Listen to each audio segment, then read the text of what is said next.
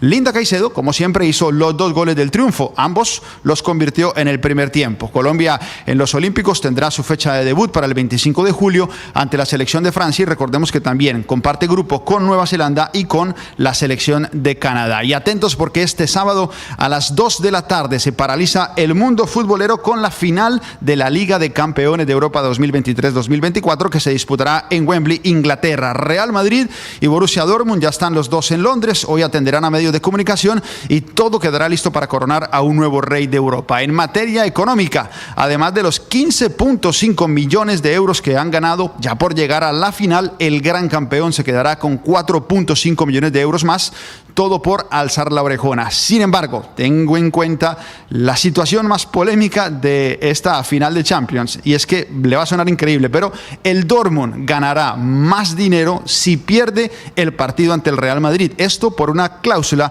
en el contrato del inglés Jude Bellingham, que es un exjugador del Borussia Dortmund hasta la temporada pasada, y es que el Real Madrid, cuando lo compró, se comprometió a pagarle 25 millones de euros al cuadro alemán si terminaban ganando la Champions el Real Madrid. Así las cosas, si el Madrid es campeón, el Dortmund no solamente ganará los 15.5 millones de euros por ser finalista, sino 25 millones más por la cláusula estipulada al momento de vender a la estrella inglesa. Ahora, la gran pregunta en la antesala de esta final es si Edin Terzic, el técnico que también es hincha del Borussia Dortmund, podrá evitar que Carlo Ancelotti se convierta en el más ganador en la historia de la competición. Recordemos que Ancelotti ya ganó 4 trofeos de Champions como técnico y 2 más como jugador, por lo que si se impone este sábado superará al mítico Pablo Ginto, que la ganó 6 veces como jugador. Y para cerrar, más adelante vamos a ampliar mucho más en la información deportiva, en la NBA ya quedó definida la final. Boston Celtics se enfrentará a los Dallas Mavericks de Luka Doncic, que ayer volvió a ser la figura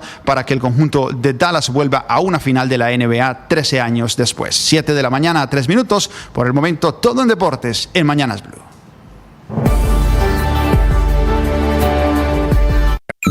Escanea este código y suscríbete a nuestro canal de YouTube, @Blue Radio Co. Y disfruta y participa de la programación de Blue Radio. Blue Radio, le ponemos cara a la radio. Blue Radio, la alternativa.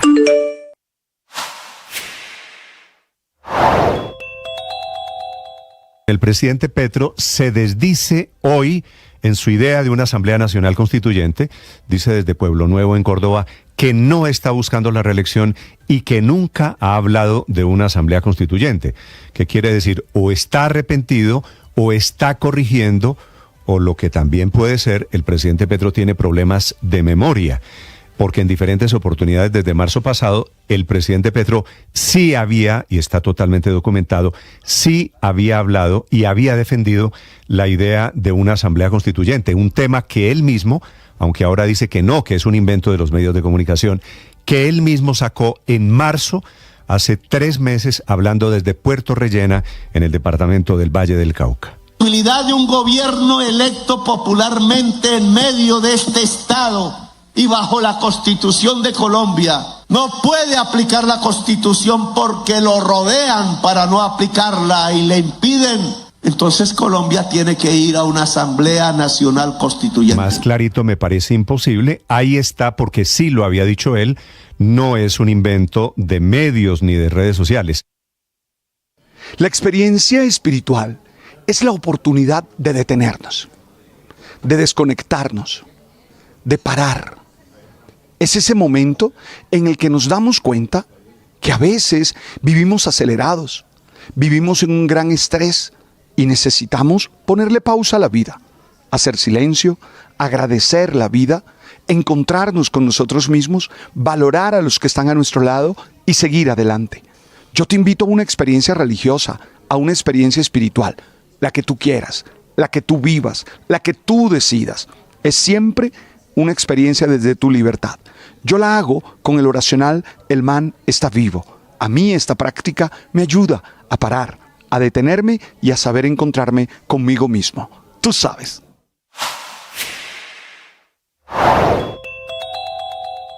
A propósito de reelección, la presidencia de la República tuvo que aclarar en un comunicado oficial que es una sola coincidencia que la asamblea del petrismo, que se aplazó para el 18, 19 y 20 de julio, coincida con la instalación de la nueva legislatura del Congreso, que había dado lugar a decir que el presidente no iba a instalar el Congreso o que iba a desconocer el nuevo periodo legislativo. Llegó la hora de fluir con el planeta. Y actuar para proteger las reservas de agua que nos quedan. Día a día podemos hacer algo para unirnos a la corriente Del cuidado del agua. No es un chiste. Debemos cuidar el agua. Unirnos a la corriente de las acciones sostenibles hará la diferencia. Todos podemos ser protagonistas de esta gran historia. Cuidar el agua, la corriente que nos une. Una campaña de Caracol Televisión, Blue Radio y La Calle. Estás escuchando Blue Radio y bluradio.com. 7 de la mañana, 6 minutos. No le cayó bien a los médicos, a los urgentólogos, a los internistas, a las asociaciones de médicos, padre, la declaración de ayer de la profesora Nelly Daza, que habló aquí. Bueno, no una profesora, presidenta de los profesores en Bogotá, que estaba protestando en Fiduprevisora, que dijo que el triage era una barrera de acceso. Y no cayó bien, pues, porque usted no le puede echar la culpa al termómetro cuando tiene fiebre. Claro. Pero además porque uno no puede ser tan ignorante de desconocer que el triage es una práctica para seleccionar el nivel de urgencia que una persona en el que una persona debe ser atendida. Como ellos, es para seleccionar. María Consuelo. Y todos hemos pasado por allí, ¿eh? Es un mecanismo universal. El triage es para diferenciar entre un señor enguayabado que tiene dolor de cabeza, para tomar decisiones, Néstor, para tomar decisiones médicas. Cuando llegan pues personas a la clínica, le dicen, señor Ospina, pues lo piensan. Usted tiene gadejo, usted tiene guayabo, o lo suyo puede esperar media horita. Sí, claro, exactamente. El señor que acaba de llegar, que se está desangrando, tiene un infarto, hay que atenderlo ya. Es más prioritario. Es para priorizar la atención, por supuesto. Entonces, pues, oiga, y todos pasamos por allí. No se lo inventó, Álvaro Uribe en la ley 100, que es la narrativa de la profesora. Digo porque estamos llegando, Luis Ernesto, al absurdo de... Pero es que pedir la eliminación del triage lo que haría es colapsar el sistema de urgencias en el país. Claro, porque es que, pues imagínese, pues, porque entonces llega todo el mundo, no hay cómo diferenciar, no hay cómo priorizar, ni cómo seleccionar, o sea, es lo más absurdo, pero bueno, entiendo que ante la desesperación de los maestros, es que por la chambonada de la implementación del sistema, pues cualquier cosa creen que sirve. Este capítulo demuestra el nivel absurdo al que hemos llegado en esta batalla. El absurdo es echarle la culpa al triage de los problemas en el modelo de salud. Es para privilegiar la supervivencia, o sea, el que más necesita de la atención terapéutica para sobrevivir es el primero, no es ni la palanca. Triage, yo no hablo francés, padre, viene es un galicismo que viene de seleccionar en francés, ¿no es verdad? Sí, señor. Me dicen, Héctor, estuve preguntando y me dicen que el triage lo inventó una famosa, la mujer que inventó la enfermería moderna, que se llama Florence Nightingale. Así que digo, este es el resultado y es una buena demostración del nivel de, lo voy a decir de frente, de idiotez al que llegamos para defender... De ignorancia dijeron. Sí, bueno, ignorancia, porque esto está avalado hasta por la Organización Mundial de la Salud. Entonces, es universal. De acuerdo, Héctor. Suena mejor decir ignorancia para defender a mi amigo, que es el gobierno. Entonces, como ha salido mal el sistema de salud para los maestros, le echamos la culpa al triage. Esta yo no la eso no tiene la culpa de nada de lo que está pasando. Pero cuando uno ha estado en urgencias, digamos, y todos creo que hemos estado algún día, pues sí a veces siente ese triage un poco incómodo, harto, ¿no? ¿Sí? Como que llego aquí y lo que hacen es, digamos, salvo que tenga una urgencia, digamos, que esté en riesgo la vida y una cosa así que es obvio, pues, y ahí pues prácticamente no hay triage, sino que a la gente la entran directamente y la atienden y tal. Pero cuando usted va con un dolor inespecífico en el estómago y lo tienen 4 horas porque el triage dice esto no es Héctor, una urgencia. ¿Qué es el triage? Todos cuando vamos a urgencia sentimos que nos estamos muriendo o que lo que tenemos es grave, ¿cierto? El triage es cuando una persona al frente nos dice lo suyo puede, y se equivoca el triage. Por supuesto que se equivoca. Nada es perfecto. Pero a mí me parece, tema. Por ejemplo, pero el triage es ¿sabe qué pasa en el triage, Héctor, Néstor? La señora que está frente a usted le dice, señor Riveros, usted creo que hay 4 o 5 calificaciones del triage. Usted es 3. ¿No es verdad? Sí, una es con riesgo mortal. Hay alguien que se está desangrando al lado, entonces la señora... No, pues obviamente hay que atender a ese primero. Pero lo que digo, pero sí hay una cosa que en el triage funciona, digamos, desde mi perspectiva, y si me ilustran yo agradezco, pero contra el sentido común, que es, entre menos grave, pues a la gente deberían despacharla más rápido, porque un médico lo mira, le toma la presión, le mira 2 cosas y le da una droga en 10 minutos. Y en vez de despacharlo en 10 minutos, lo tienen 5 horas esperando para poder hacer. Porque en esas 5 horas le están salvando la vida a los que llegaron con más urgencia. Es así, yo eso lo entiendo, pero al jefe de urgencias, Héctor Riveros. Si sacamos rápido, en esos 10 minutos. Claro.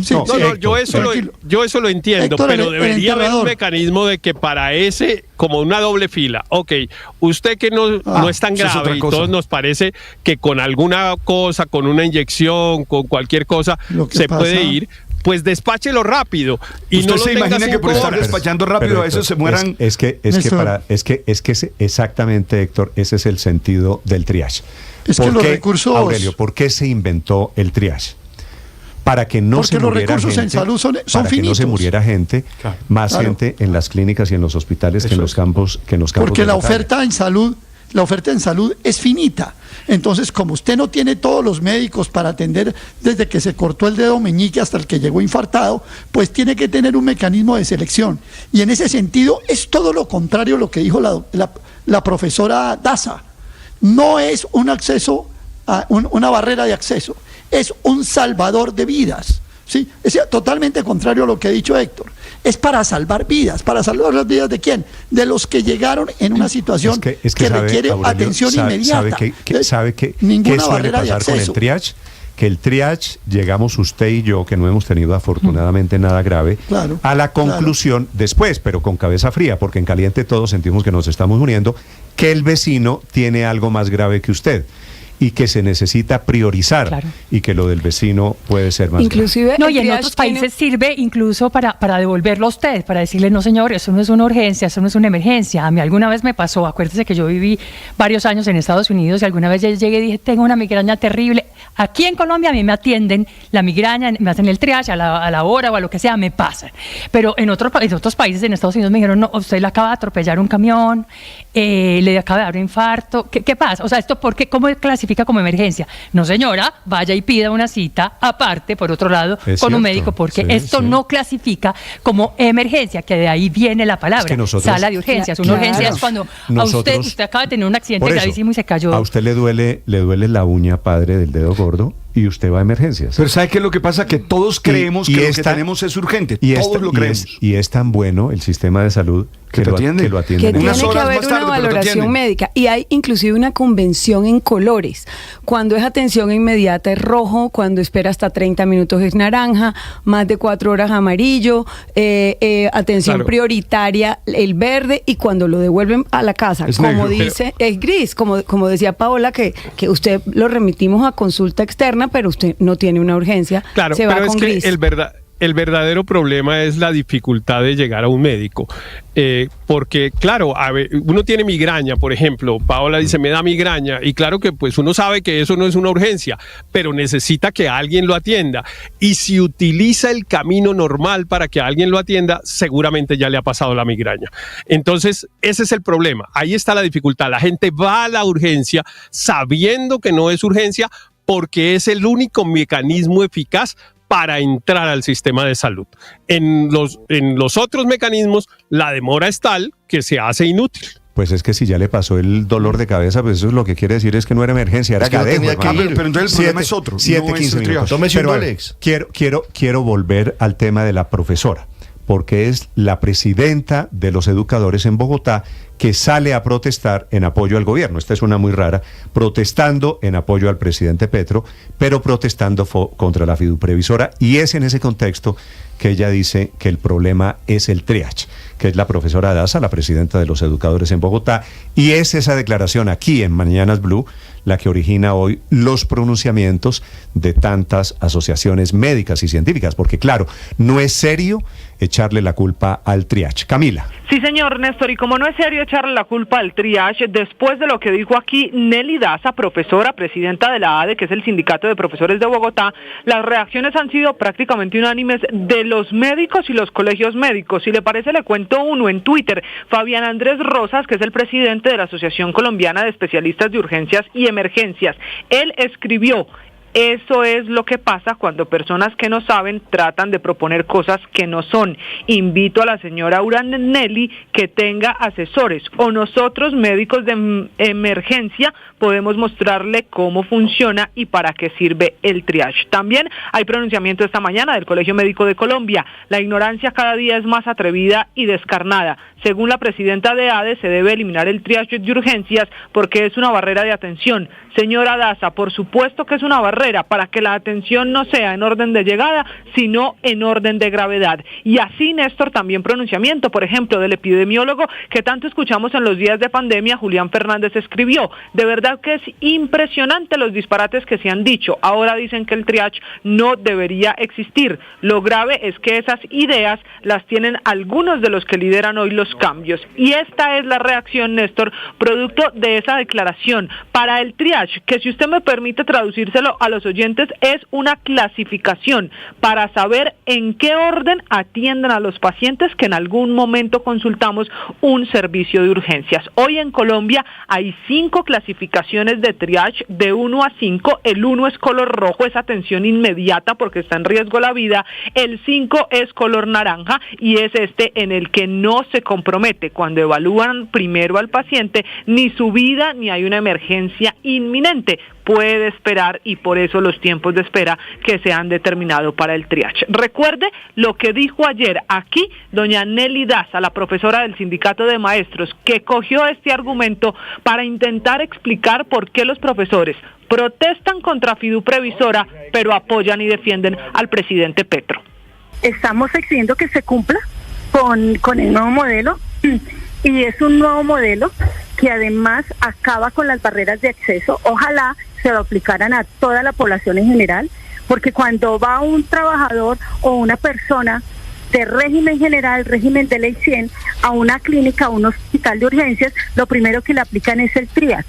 Y eso es una barrera de acceso. Y nosotros estamos exigiendo es que en el nuevo modelo, como quedó en el Acuerdo 03, no existan barreras de acceso. Profesora, el triage es para evaluar el nivel de gravedad, para saber qué tan pronto atienden a un paciente. Mire, no, Néstor, no si lo atienden o no. No es cierto. Y ahí se molestó, ahí está, que eso no es cierto, que vaya a las clínicas y hospitales, que en esta misma teoría, Néstor, palabras más, palabras menos, la gente no la atiende, no se muere, producto de esas demoras y esa clasificación del triage. Un dato final, le hemos preguntado esta mañana al Ministerio de Salud si alguien está pensando en esa teoría de la presidenta de ADE, y dicen que no, recordando que el triage es un sistema usado en el mundo y que es un acuerdo de los médicos de urgencia en el planeta entero de cómo atender a las personas cuando llegan con una emergencia. Camila, gracias. Ahí está la profesora echándole la culpa al triage. Riveros es Team Daza, entonces. Héctor, ¿usted es Team Daza? Señor. No, para nada. No, yo entiendo perfectamente obviamente el método del triage y me parece perfecto. Lo que creo es que y entiendo mejor, además me gustó esa frase de que es para atender no por orden de llegada, sino por orden de gravedad, y entonces el problema es que lo que no es grave no tiene camino.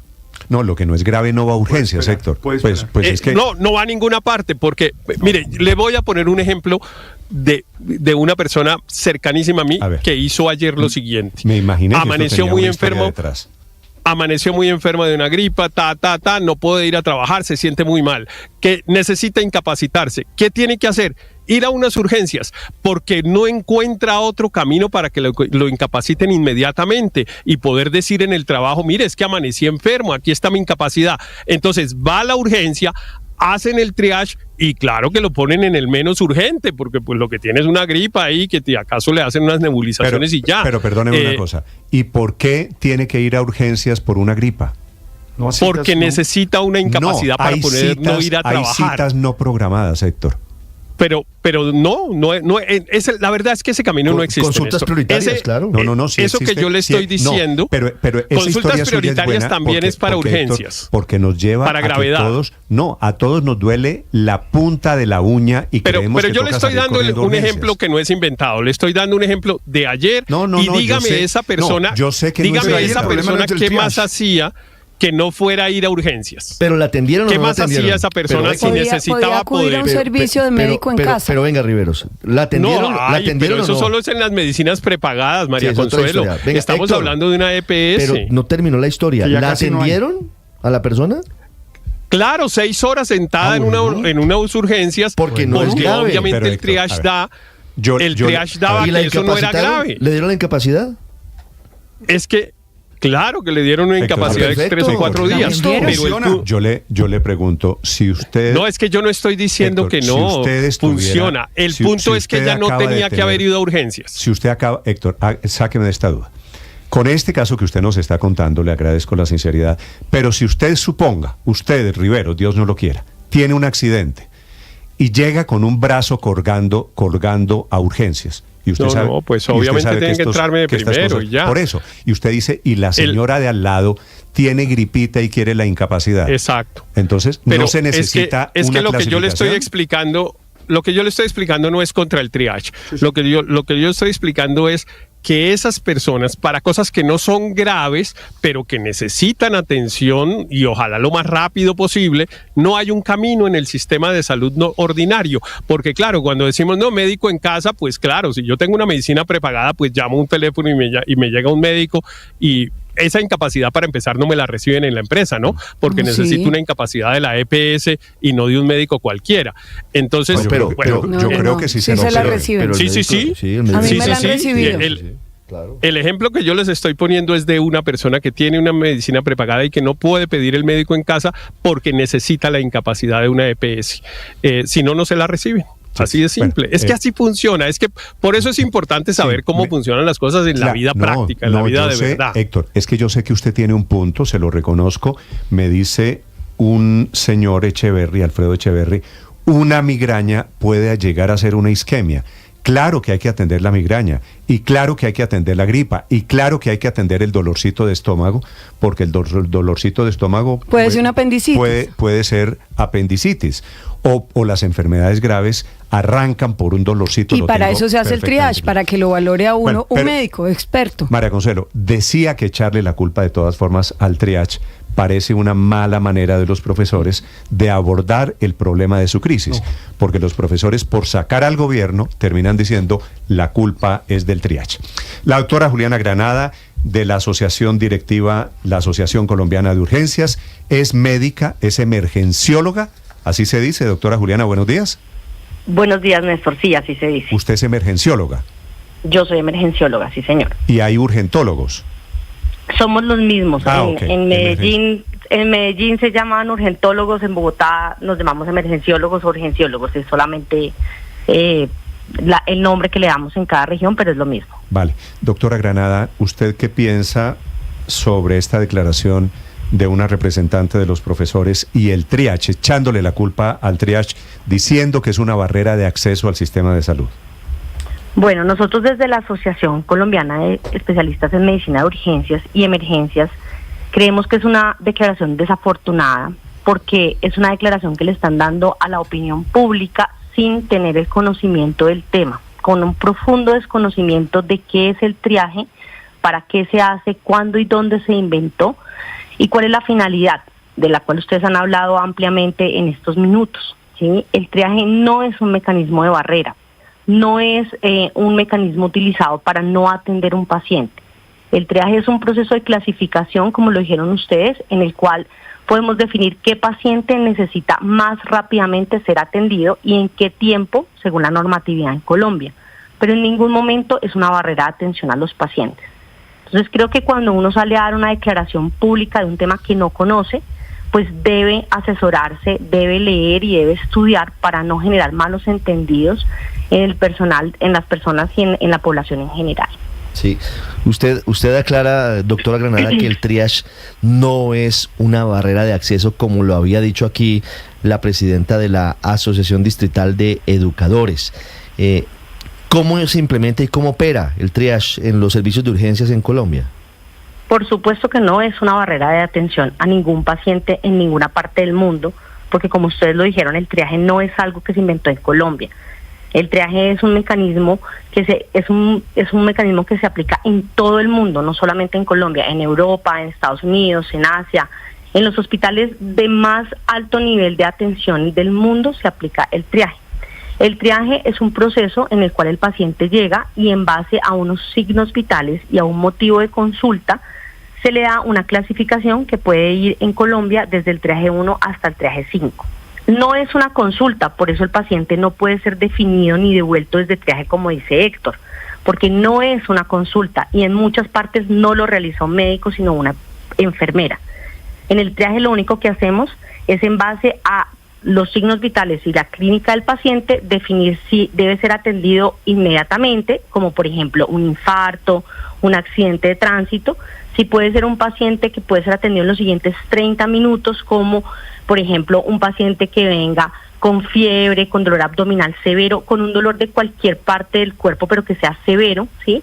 O si puede ser diferido según cada institución, el tiempo, digamos, del triaje 3, 4 y 5 lo determina cada institución en nuestro país.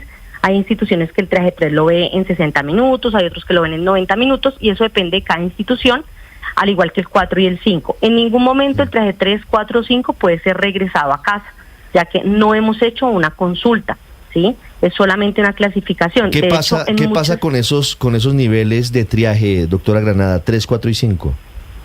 Los 3, 4 y 5 se atienden, deben ser atendidos en la institución, pero cada institución determina cuál es el tiempo de atención.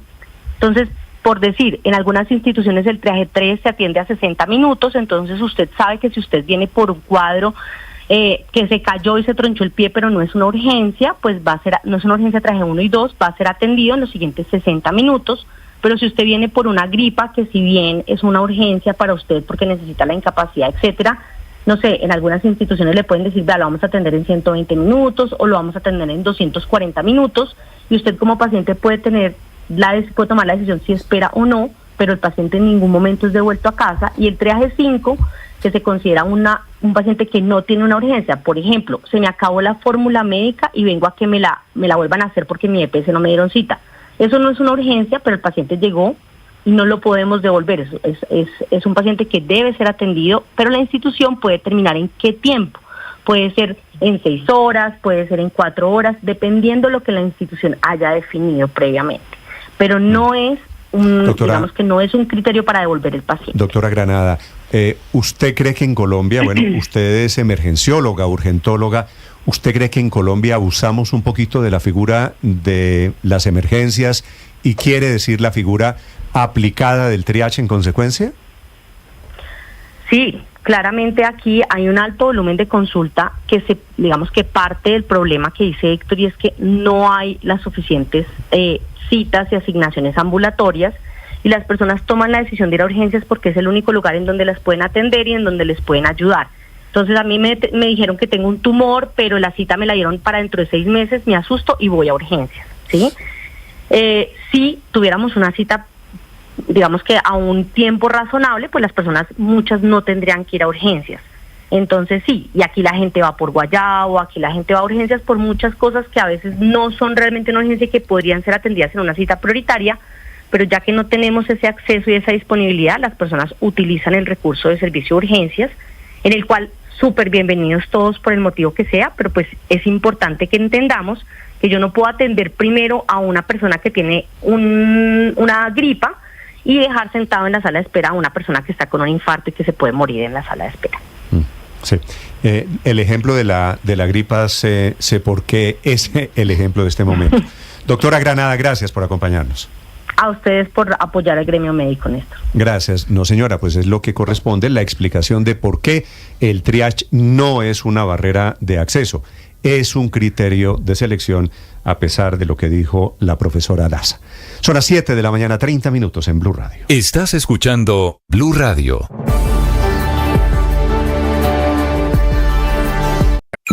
Escanea este código y suscríbete a nuestro canal de YouTube, @Blue Radio Co. Y disfruta y participa de la programación de Blue Radio. Blue Radio, le ponemos cara a la radio. Blue Radio, la alternativa.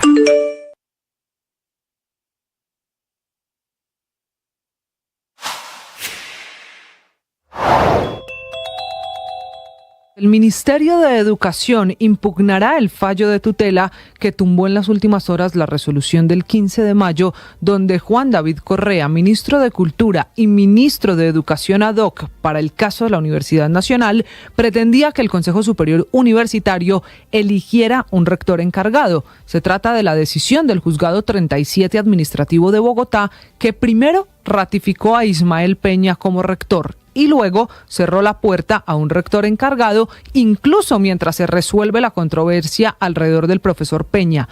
El derecho que ampara la tutela es el derecho al debido proceso, luego de que el mismo profesor Peña pusiera la tutela contra el Ministerio de Educación, alegando que el gobierno le está vulnerando sus derechos fundamentales al debido proceso, también la autonomía universitaria, la igualdad y el debido proceso a elegir y ser elegido y a acceder a cargos públicos. Ahora, a la crisis política de la Universidad Nacional hay que meterle la situación jurídica por las tutelas y los jueces que están en la mitad también de la discusión, mientras el paro, ese de los estudiantes. 7 de la mañana, 32 minutos. Esta mañana el Papa Francisco se mete en otra polémica, padre. Ahora Dios. Por cuenta de decir que los chismes son cosa de mujeres. El contexto está claro, ¿no? Como le filtraron aquella expresión grosera de lo que había en los seminarios, según él. Entonces está hablando con sacerdotes jóvenes italianos y entonces les quiere decir no sean chismosos. Y expresa su machismo, su formación. Por eso, pero es que es un tipo nacido en el 36. Eso no lo podemos olvidar. Para salir de un problema. Se mete en otro. Termina, sí. ¿Cuántos años me dijo que tiene? Él nació en el 36. Yo no sé, padre, si esto tenga que ver. Yo sí creo. Es puro... Tiene 88 años. Es como lo que me pasa a mí muchas veces, que aunque estoy habilitándome del machismo... Usted está un poquito más joven. Un poquito. Aunque estoy tratando de quitarme las ideas machistas, porque todos los días hago esfuerzo, a veces se me sale alguna expresión. Y eso que yo nací en el 68. Deconstruirse se llama eso. Sí, padre. me estoy deconstruyendo, lo sé. Pero este man no ha podido del todo y la embarra. Me parece que el Papa no se está deconstruyendo, se está destruyendo. La frase de hoy del Papa para criticar el machismo para criticar los chismes de los hombres es que los chismes... Hace un comentario machista. Los chismes son de mujeres. Como si él no supiera que algunos hombres son bien chismosos también. Mis amigos más chismosos son hombres. Claro. No lo dudo. Padre, pero es que yo creo que... El chisme no tiene género. Es que claro, o sea, atribuirle el chisme a las mujeres... Es una estupidez. Bueno, estoy de acuerdo. Perdóneme, es una estupidez. Mire, por ejemplo, que yo no juego dominó con alguien que no sea chismoso. O sea, porque la mesa de dominó es para chisme. Yo tengo 3 condiciones. Que sepa jugar muy bien. Sí. Que sea amigo mío para no pelear, porque tú sabes que siempre hay discusión. Y que tenga chismes de verdad. Porque si no, ¿para qué? Le tengo candidatos. ¿Tienes candidatos? Ya los paso por pero padre, es en serio la frase. ¿Es en serio? La frase de esta mañana, digo, a mí me parece no solo un grandísimo error, sino que es contraevidente. Claro. Chismes y hombres. Sí, lo que pasa me preocupó el padre, porque qué día me invitó a jugar dominó. Me considera chismoso. Es que usted reúne 2 de las 3 características. Okay. Usted no sabe jugar dominó, pero esa no la cumplo. Pero del las chisme. Otras 2 sí. Lo que dice esta mañana el Papa intentando salir de un problema y se mete en el otro. Enrique Rodríguez. Ha sido una semana complicada esta para el Papa porque como ustedes señalaban, comenzábamos con esas declaraciones de que en los seminarios había demasiado mariconeo. Pues bien, ahora unas palabras del Santo Padre han vuelto a suscitar la polémica. Las publica el medio Silere Non Possum, que es una página web dedicada sobre todo a los temas vaticanos. Hacemos un inciso aquí para señalar que esa página está habitualmente relacionada con los sectores más conservadores de la Iglesia y más contrarios al Papa Francisco. Así que los medios italianos dicen que ese es un factor a tener en cuenta. Las palabras son básicamente, o las frases mejor dicho, son 2. La primera es que el chisme es cosa de mujeres. Y la otra es para el Papa, son los hombres los que tienen los pantalones y por tanto deben hablar claramente. El Papa afirma además ser consciente de que en las parroquias a menudo hay chismes, pero chismosear no ayuda porque es cosa de mujeres. Esa sería la frase completa. No es la primera vez que Francisco utiliza esa expresión, la de los pantalones, tal y como recuerdan hoy en el diario La Estampa. A principios de 2023, en una audiencia con otro grupo de religiosos, el Papa les invitó a tener pantalones para poder decir las cosas a la cara. Según las mismas fuentes, el Papa también habría pedido en esta reunión con jóvenes curas, habría pedido a los asistentes a esa reunión ser más directos en su forma de expresarse. Insisto que este medio, Silere Non Possum, es una página web en la que habitualmente aparecen artículos del ala conservadora que es más hostil a Francisco. El Vaticano por el momento no se ha pronunciado, varios medios de comunicación italianos y algunos españoles han pedido su opinión al portavoz vaticano Matteo Bruni, pero insisto, por el momento no hay comentarios oficiales por parte de la Santa Sede, Néstor. Enrique, gracias. Ahora, padre, no es que el Papa sea machista, es que la Iglesia católica, las iglesias en general son muy machistas. Sí, pero además de eso, el Papa es ingenuo. ¿Por qué? Tiene tanto enemigo alrededor y va a embarrarla. Sí, pero yo sospecho... Porque eso es puro ataque de esa división ultraconservadora contra el Papa. Yo sé que en el fondo lo que hay es una conspiración, así que echarle la culpa... Ahora, esta tesis de que las mujeres son más chismosas que los hombres... No, Néstor. Pertenece a una familia. Tiene una familia. De esas usted le puede buscar varias derivaciones. Es como si se dijera que, porque es un prejuicio, Néstor, que las mujeres no saben conducir, que los hombres son los que mejor conducen, que las mujeres conducen mal los vehículos. Sí. Manejan mal. Estereotipos de género. Sí, y que las mujeres son para cocinar, pues es que todo es lo mismo. Qué vaina tan estúpida. Habla en este momento, nos enlazamos con la señal de Caracol Televisión. Habla el presidente de Fidu Previsora, renunciado, dimitente por el escándalo de la salud para los maestros. Los recursos, ¿sí? Y eliminar una intermediación que había causado unos incentivos perversos. El Consejo Directivo hace 6 meses viene hablando de un nuevo esquema en la implementación de este nuevo modelo y empieza a dar unas instrucciones fiduciarias diferentes para que la Fidu Previsora, que es la entidad entonces que administra el contrato, las instrumentalice. Doctor Marín, hace un mes comienza a funcionar este sistema, se cumple hoy un mes, ¿por qué se va entonces? Pues yo creo que fundamentalmente me voy porque empiezan a existir unas diferencias eminentemente técnicas, no con el Consejo Directivo del FOMAC, que es el Consejo Directivo del FOMAC, para que toda la audiencia lo conozca, es quien da las instrucciones a la Fidu Previsora, presidido por el Ministerio de Educación, compuesto también por el Ministerio de Hacienda, el Ministerio de Trabajo y 2 delegados de FECODE. Esto pues obviamente está arreglado en la Ley 91 del 89, que es la ley que reglamenta cómo funciona y cómo se contrata en el FOMAC. De esta manera, más o menos a partir del mes de diciembre, para ser exacto, se crea una figura que es la asistencia técnica del Ministerio de Salud. El Ministerio de Salud empieza a hacer unas recomendaciones que la Fidu Previsora no empieza a compartir. La Fidu Previsora encabeza la vicepresidencia del FOMAC, no empieza a compartir por tener serias diferencias eminentemente técnicas, y de esta manera se empiezan a desencadenar una serie de eventos adversos, como lo repito, eminentemente técnicos, hasta que pues obviamente el carácter técnico pues también lo obliga a veces a uno a decir hasta aquí. Doctor Marín, el ministro de Salud, Alfonso Jaramillo, ¿fue la piedra en su zapato? ¿Él pidió tal vez la cabeza y por eso usted renunció? No, Héctor, yo más bien creo que la piedra en el zapato soy yo. Entonces, de esa manera, ¿por qué? Porque lo que está implementado hasta el momento son las instrucciones que da el Consejo Directivo y está absolutamente documentado, está absolutamente implementado por la Fidu Previsora. En la Fidu Previsora no hay nada implementado que no haya sido debidamente instruido por el Consejo Directivo. Obviamente causó malestar en el asistente técnico y en algunos componentes del gobierno que no se siguieran algunas sugerencias, pero todo en el marco de ¿qué? Del criterio eminentemente técnico, cuando hubo que alzar la mano se alzó, cuando se tuvieron que trazar líneas rojas se trazaron, pero pues ese es el tema técnico. Si obviamente uno quisiera tener a todo el mundo feliz, nos dedicaríamos a vender helados. Doctor Marín, en estos momentos nos enlazamos con nuestra cadena aliada, con Blue Radio. En estos momentos también nos escuchan y nos ven. Pero quiero preguntarle también, ¿en qué momento se rompe la relación? ¿Cuándo? Con el ministro de Salud.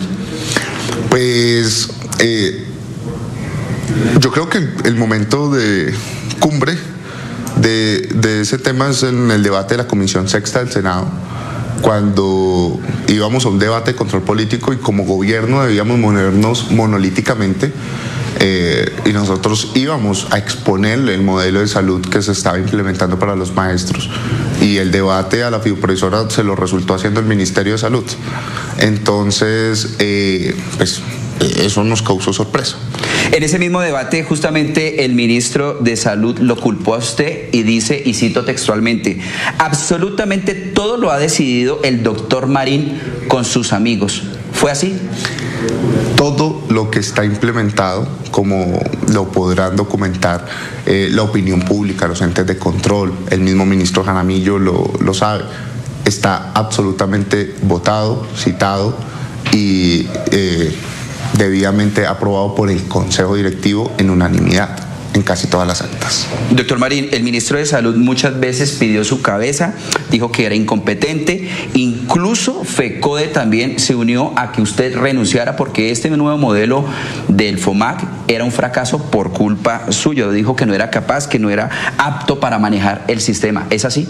Pues yo, Héctor, lo que tengo para contarle a la audiencia es pues mi hoja de vida, ¿sí? Llegué a la fiduprevisora, de carrera soy abogado, tengo 7 posgrados, descomprimiéndolos, estoy terminando la 3ª maestría, el resto son especializaciones en diferentes ramas. En efecto, es una carrera eminentemente técnica. Fui funcionario del gobierno Santos, fui funcionario del gobierno Duque, fui funcionario del gobierno Petro. Entonces, yo creo que en cuanto a solvencia técnica, con toda la humildad, necesito decirle al país que por solvencia técnica no es. Usted dice que esta relación con el ministro de Salud se rompe, pero es porque lo iban a obligar a hacer cosas de pronto que no eran muy viables, no tenían un soporte, o usted era un chivo expiatorio en todo este nuevo sistema. Pues digamos que las conjeturas o cualquier tipo de comentarios me abstengo de hacerlo. Simplemente la diferencia técnica, ¿en qué radica? ¿Sí? Radica en la imposibilidad, en la asistencia técnica, por ejemplo, para que es conocido además. Mediante la asistencia técnica, el Ministerio de Salud le pasa al FOMAC un tarifario para que empiece a recoger toda la contratación, y en ese tarifario entonces la vicepresidencia del FOMAC despliega una serie de funcionarios para que vayan por todo el país y a recoger toda la contratación. Sin embargo, entonces procedimientos, ¿sí?, como una apendicectomía, que para el régimen general está en 2.800.000, aparece en el tarifario en 1.500.000, ¿sí? O digamos un monitoreo cardíaco que está para el régimen general en 5.060.000, aparece entonces en el tarifario en menos de 100.000 pesos. Obviamente las IPS nos empezaron a rechazar la contratación y tocó, pues obviamente, solventar este tema con lo que fue la circular 002, diciéndole a todo el mundo tranquilidad, y yo creo que también es lo que hay que transmitirle a toda la red de prestadores y a todo el país. Hasta el día de ayer, hasta el día de hoy, la fiduprevisora va a pagar todas sus obligaciones, la red está absolutamente estable y la contratación está en un 94%, por ejemplo, en la red primaria. Sin embargo, las diferencias técnicas ¿En qué van? En que el modelo propuesto, que yo soy el creyente número uno en que el modelo va a funcionar, si no hubiese estado como un agente para su implementación, lo que creo que necesita es tiempo para terminar de construirse las capacidades técnicas de la fiduciaria y del FOMAC para ello. Lo otro que es necesario es establecer esos controles financieros para que se garantice la sostenibilidad en el tiempo. Doctor Marín, ahí vamos a profundizar un poco más en el tema del tarifario, pero siempre lo ha dicho el ministro de Salud, incluso en las últimas horas volvió y lo dijo. Hace 6 meses le habían dado a usted la instrucción para implementar este sistema. ¿Usted tuvo 6 meses o en realidad cuánto tiempo tuvo? Sobre el tema del FOMAC y el nuevo modelo sí se viene hablando hace 6 meses. En efecto, todo el gobierno viene hablando. La instrucción se da el 27 de marzo. Y en efecto el acuerdo 003, que es el nuevo modelo, se aprueba el 1 de abril. Es decir, del 1 de abril al 1 de mayo, cuando ya se supone empieza a funcionar, debía usted tener todas las IPS, pero ¿por qué entonces no pudo contratar las IPS básicamente en ese mes? Por el tarifario. Básicamente es ese. Es básicamente ese problema que tocó resolver con la circular y pues metiéndole absolutamente todas las ganas, el reconocimiento a los equipos de trabajo del Ministerio de Educación y de la fiduprevisora, que pues rápidamente encontraron todas las soluciones. Y en ese mes que usted vio de implementación, vio en algún momento, dijo, esto no se puede hacer, hay que cambiar, ¿se lo dijo a alguien? ¿A quién se lo dijo? ¿Que no era viable empezar el 1 de mayo? Miren, todo lo que se dijo que era las diferencias técnicas siempre por parte de la fiduprevisora, por parte de la vicepresidencia del FOMAC, se documentaron, se alzó la mano, se dijo, siempre aquí todo el tema fue eminentemente técnico, ¿sí? Y hasta el día de ayer todo lo implementado se implementó con absolutamente y con irrestricto cumplimiento de la ley, con irrestricto cumplimiento del criterio técnico, también estableciendo los controles financieros, porque si un modelo de salud se implementa siendo muy bonito, con unas grandes promesas, diciéndole a los maestros que el modelo es suyo, que un tema que suena absolutamente hermoso, pues no van a ser sino unas buenas diapositivas en PowerPoint si no le damos sostenibilidad en el tiempo. Doctor Marina, ¿usted es consciente que a usted le echaron toda la culpa, que usted es responsable de que este modelo haya fracasado? No, pues yo primero no pienso que el modelo haya fracasado, como te lo digo, es cuestión de tiempo.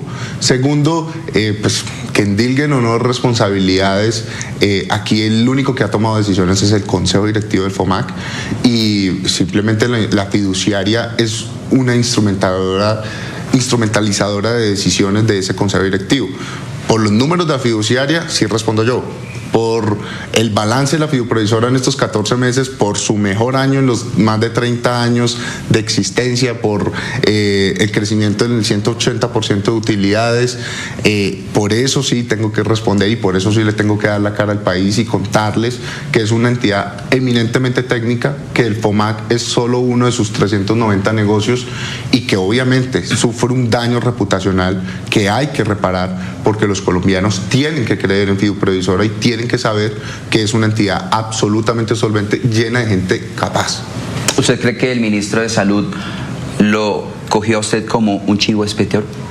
Pues eso es una pregunta para él. Yo simplemente me abstengo porque la verdad creo que yo respondo por mi criterio técnico. Y como lo decía al principio de esta entrevista, cuando uno construye y quiere construir una carrera técnica, hay momentos en donde uno tiene que decir, hasta aquí voy, y yo soy el que estoy diciendo el obstáculo. Doctor Marín, luego de que el ministro lo acusara a usted en esa comisión sexta en el Senado, en el Congreso, se conoce después, posteriormente, una filtración de unos audios. Y ahí, digamos, una cosa es lo que el ministro habla en el público y otra en esas comisiones, en esos debates que ustedes tenían internamente. Ahí tocan puntualmente 2 temas y es el que usted nos explicaba. Primero, el tarifario. Usted en esos audios dice que el problema de esto radica en el tarifario, en los precios como le quieren pagar a las IPS, y que no lo dice usted, sino lo dice justamente el ministro de Hacienda, y el ministro de Salud incluso se molesta y dice pues que venga y ponga la cara. Explíquenos esa parte del tarifario, en qué los precios que estaban manejando especialmente para el magisterio. Pues en efecto, el tarifario, como le decía, tenía algunas especialidades y algunos procedimientos con unos precios que resultaban absolutamente fuera del mercado. Pues, por ejemplo, ponía el ejemplo de la apendicectomía en 2.800.000, que estaba en el régimen general, y en el tarifario para el FOMAC se ofertaba en 1.500.000. Pues obviamente las IPS decían, no voy a contratar con ustedes, y nos tocó salir a decir, no, pues vengan en los precios del mercado y nosotros los vamos a pagar los precios del mercado. Entonces eso lo que causó fue un reproceso. La segunda diferencia conceptual radicó en cómo se contrataba el primer nivel, ¿sí? El primer nivel de aseguramiento, es decir, la puerta de entrada al sistema. El Consejo Directivo terminó votando que el primer nivel se capitara. ¿Para qué? Para que la gestión del riesgo no fuera por evento, es decir, que no se desbordara financieramente el sistema, porque se pueden causar unos incentivos perversos, y lo que yo te decía, pueden ser unas diapositivas hermosas y un sistema que funcione muy bien, pero un año, y al segundo año no va a haber cómo sostenerlo. Es decir, que en ese cápita y evento, normalmente, digamos, una persona que goce de buena salud va 1 o 2 veces al año. Lo que pretendía el ministro de Salud es que se le pagara varias veces que fuera esa persona. Es decir, si esa IPS, ese médico, le dice a esa persona que tiene que ir 1 vez por semana, son 4 veces al mes, ¿le iban a pagar esas 4 veces? Para ponerlo, digamos, en palabras más coloquiales, cuando es una capitación, se le entrega un recurso financiero a una IPS y una población, y esa IPS pues obviamente concentra la gestión del riesgo, sea que la persona se enferme 1, 5 o 6 veces, ¿sí? Y el riesgo financiero y el riesgo en salud lo gestiona la IPS, ¿sí? En el tema de evento, pues resulta también ser muy bueno, pero no es el momento todavía. ¿Por qué? Porque el incentivo perverso se puede crear muy fácilmente, y esto ya ha pasado en algunos momentos de la historia de la salubridad, pues digamos, pública en Colombia. ¿El incentivo perverso dónde viene? Cuando hay diferencias en las tarifas, por ejemplo, de la consulta externa, y entonces se sueltan a todos los maestros para que vayan en un primer nivel a una clínica o a otra o a otra o a otra, pues vamos a tener incentivos perversos creados en que un maestro que no iba sino 1 o 2 veces, como lo decías, al médico, empieza a ir a unas clínicas 10 veces, 15 veces, y absolutamente él se autogestiona el riesgo en salud. Y esto obviamente, ¿qué va a terminar haciendo a lo largo del tiempo? Quebrando la bolsa. Doctor Marín, en esos audios también el ministro siempre reiteraba, usted mismo le decía, yo tengo una línea, una orden presidencial de hacer las cosas así, pero en esa filtración de audios que conocimos aquí en Noticias Caracol, justamente el ministro decía, hay que contratar los servicios, la IPS, y después solucionamos, después miramos cómo se les paga, pero también no vamos a pagar lo que ellos nos pidan, aquí pagamos esto y punto, es lo que dice el ministro. El ministro, pues, obviamente dice eso, sin embargo, lo que reitero el mensaje, lo que hizo la fiduprovisora hasta el día de ayer es absolutamente el criterio técnico, salvaguardar los intereses económicos tanto del sistema como de los contratantes del sistema. Entonces hay que decirle a toda la red de prestadores, tranquilidad, atiendan a los maestros, que sus servicios van a ser pagados, van a ser auditados, pero van a ser pagados. Entonces esto obedece simplemente a de pronto una ligereza en una conversación de trabajo, pero en efecto los servicios son pagados. Muy bien. Ahí está el saliente presidente de Fiduprevisora. Esta entrevista es en directo desde el despacho todavía. Bueno, hoy será, me imagino, Ricardo, sí, hoy es el último día del doctor Marín como presidente de Fiduprevisora. Cuando él dice que todas las decisiones fueron tomadas por el Consejo Directivo del FOMAC, está diciendo, el responsable no soy yo. Aquí también es responsable, no lo menciona, pero hay ministros. Pero hay ministros, Néstor. Leo el acta de la reunión del pasado 1 de abril. Miembros del Consejo Directivo del FOMAC, del Fondo Nacional de Prestaciones Sociales del Magisterio. Aurora Vergara Figueroa, ministra de Educación. Gloria Inés, y además presidenta del Consejo Directivo del FOMAC. Gloria Inés Ramírez, ministra de Trabajo. Luis Miguel Rodríguez, subdirector de Salud y Riesgos Profesionales y delegado del ministro de Hacienda, pero ahí tiene silla el ministro de Hacienda, Ricardo Bonilla, es decir, no pudo ir a esa junta, pero ahí estaba. Bueno, por eso el ministro Aurelio le dice que ponga en los audios le decía que ponga el que sabemos, ¿no? No voy a repetir. Georgina del Carmen Arroyo Gutiérrez, representante de FECODE, está en el consejo, en el consejo directivo. Cristian Rey Camacho, también representante de FECODE. Daniela Valencia Andrade, vicepresidenta encargada del Fondo de Prestaciones Sociales del Magisterio. Y bueno, de la secretaria técnica es Claudia Ginette Álvarez, y luego están como invitados una cantidad importante de personas. Bueno, este es el final, Aurelio, no voy a hacer un descubrimiento. La cuerda se suele romper por el lado más delgadito. Así es. Y el lado más delgadito de esta cuerda de responsables, pues era el señor de la Fiduprevisora, a quien ustedes acaban de escuchar, el doctor Marín, que muy diplomáticamente, me parece que sin armar camorra, dice, no, aquí las decisiones las tomó el Consejo Directivo del FOMAC, dice que por solvencia técnica que él la tenía, que no fue decisión, es decir, esto fue un asunto político, la implementación de un modelo, yo no sé si fallido o no, no me atrevo a decir que esto sea un fracaso, pero que está fracasando, sí. Hasta ahora sí. Está fallando, Néstor, sí. Ojalá ahora que se va Marín lo puedan arreglar. El señor Marín aparece en esta junta como invitado. Él no tiene asiento, no tiene voto. Y dice que el problema es el tarifario, ¿no? Es decir, que el problema pasa... Pero me llama la atención que la presidenta del Consejo Directivo del FOMAC es la ministra de Educación, Educación Aurora Vergara, la más callada, quien ha brillado por su ausencia en todo este episodio. Lo sé. Ayer Andrés Carmona la acogió en el Congreso y le preguntó por la renuncia del señor Marín, y la ministra prefirió guardar silencio y se fue. La ministra pero ella estuvo en el debate. Ella estuvo en el debate de la Comisión Primera del Senado, el que citó David Luna. Allá estuvo y allá dio un informe y dijo, todo bien, tipo pibe Valderrama. Eso fue lo que dijo realmente. Pero, Néstor, sin duda el doctor Marín... ¿Sabe cómo es la prueba, Aurelio, si esto era Marín o no era Marín? Si el problema comienza a arreglarse la semana entrante, o yo no sé en cuánto tiempo. Pero es que el doctor Marín lo dice... que el problema no es Marín. Pero en caso de que sea, ojalá sea Marín, porque Ido Marín tendría que venir la solución rápidamente. Pero usted oyó lo que dijo el doctor Marín, ¿no?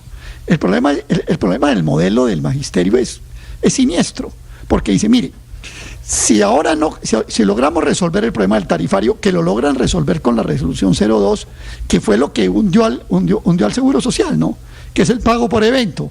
Entonces, todas las veces que vaya se le pagan y no hay per cápita y paga. Entonces dice, primero, si logra por fin contratar todo y todo el mundo se pone feliz, dentro de 6 meses se acaba la plata. Ese es un modelo que no tiene posibilidades, o porque o no los atienden, o si los atienden en demasía, que es el incentivo perverso que él dice, termina hundiendo el modelo. Ese modelo no tiene solución. Y algo que dice más todavía, dice, cada maestro se autogestiona el riesgo en salud. Eso es mortal. O sea, cada maestro, 818,000 afiliados al FOMAC, son su propia EPS. Es que eso es lo que traduce cuando él dice, en términos un poco técnicos, cada maestro se autogestiona el riesgo en salud. Quiere decir, cada afiliado al FOMAC es su propia EPS. Ese modelo no tiene ninguna posibilidad, Néstor. Dentro de 3 meses van a decir, se resolvió el problema, a todos nos atienden, a todos nos dan los medicamentos, estamos felices. Y dentro de 1 año dicen, se acabó la plata. Esa es la historia de ese modelo, anótemela hoy. Y el doctor Marín es el chivo expiatorio de este capricho del presidente Petro y del ministro Jaramillo de quitarle el régimen exceptuado al magisterio, y no de mejorarlo como venía, sino de lanzar a cada maestro apenas pero no le quitaron el régimen exceptuado, siguen una excepción, ¿no? No están en el sistema. Si yo fuera, Héctor, si yo fuera profesor, yo les digo, acabemos con el régimen especial y que nos atiendan como al resto de los colombianos, que les va mejor a los colombianos que a los maestros. Y si acaso páguenme, si es que están pidiendo algo más, una póliza de esas de salud complementaria o alguna cosa de ese estilo, y estarían perfectamente, pero insisten, por lo que veo que Aurelio estaba muy de acuerdo en que si estén exceptuados, que les parece una gran cosa, a pesar de que llevan casi 30 años en un desastre. Y ahora vienen a un desastre peor. Se inventaron un régimen excepcional para hacer diferentes. Claro, les parece un gran logro sindical el estado de excepción, y lo que ha sido es un desastre, una tragedia. Pero mire, yo lo que veo es que el doctor Marín está pensando... Ya voy, Aurelio. El doctor Marín está pensando, y seguramente los otros funcionarios, y un poco uno puesto en los zapatos de ellos también, en la Procuraduría, ¿no? Ya ellos, digamos, ya el doctor Marín ahorita no está pensando en el sistema de salud, sino está pensando en cuál va a ser la justificación que él va a dar cuando lo citen, si es que no lo han citado en la Procuraduría, para poder zafarse de la responsabilidad. Pero Héctor, es que eso es muy fácil de probar. Claro, usted tiene razón, seguramente, Ricardo, de esto vienen las investigaciones, pero hay actas. Él dice la orden, el cambio de modelo. Las decisiones las tomó el FOMAC. Fue el 1 de abril. El Consejo Directivo del FOMAC. El Consejo Directivo son fulanito y fulanito. Yo no estoy en el Consejo Directivo. La orden fue el 1 de abril, cambiaron el modelo el 1 de mayo, es decir, tuvieron un mes para cambiar el modelo. Ahora el ministro que es también. Muy poco tiempo, no, Néstor. Por supuesto. Hay actas, hay videos, Néstor, de la ministra, aparece la ministra del Trabajo, Gloria Inés Ramírez, y aparece la ministra de Salud, Aurora Vergara, anunciando que era un día histórico para el magisterio, para todos los maestros, anunciando. Pues claro, no solamente las actas, después de la reunión, ellos hicieron un video anunciando. Es que fue histórico. Eso es clarísimo. Se lo tiraron, pues claro que se tiraron. Lo que estaba vencido lo acabaron de romper, claro que Néstor, fue. yo sí quiero llamar la atención, no solamente sobre los 3